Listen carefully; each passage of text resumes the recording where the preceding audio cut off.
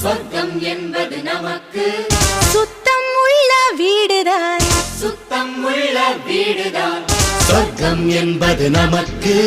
சுத்தம் உள்ள வீடுதான்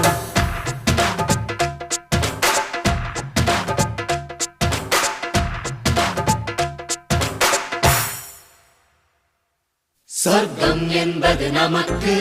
சுத்தம் உள்ள வீடுதான் சுத்தம் என்பதை மறந்தால் நாடும் குப்பை மேடுதான் சொர்க்கம் என்பது நமக்கு